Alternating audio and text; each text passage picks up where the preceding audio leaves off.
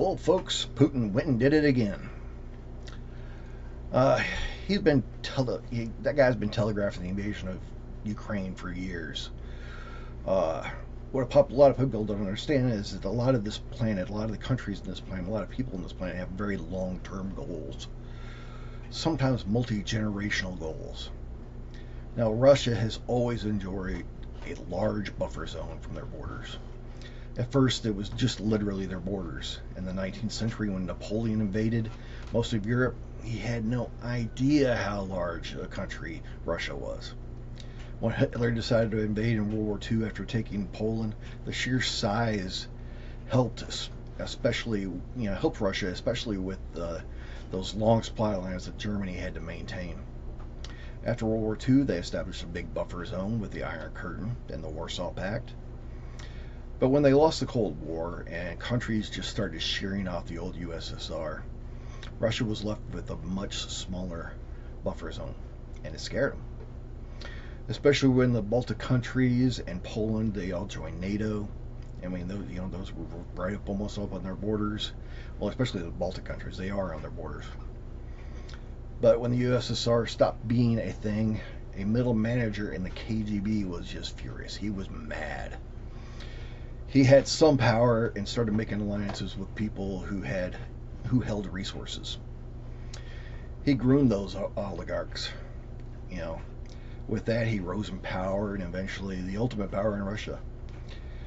And he hated how Russia was not a world power anymore, and decided to start to, give the middle finger to Western powers and start playing their game, his own game, which nobody else was playing at the time. And at the same time, he wanted to bring back Russia as the dominant country in the world. Plus, historically, the Rus people were actually formed in what is now Kiev, or Kiev, as I like to say.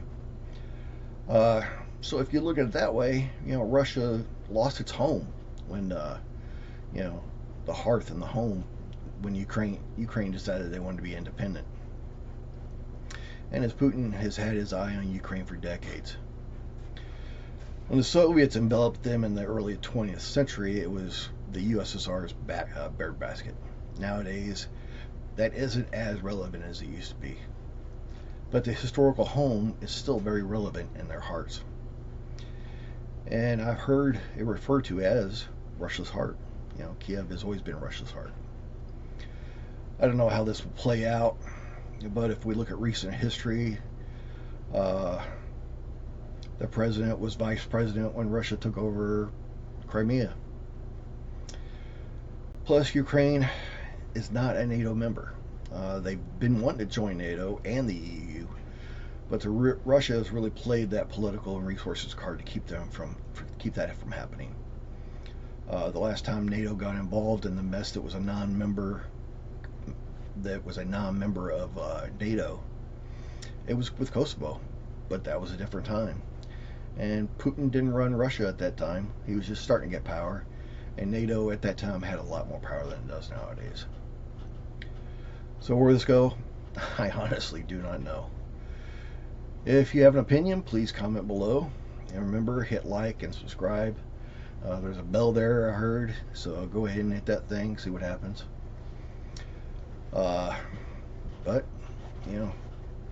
hope to talk to you guys again soon.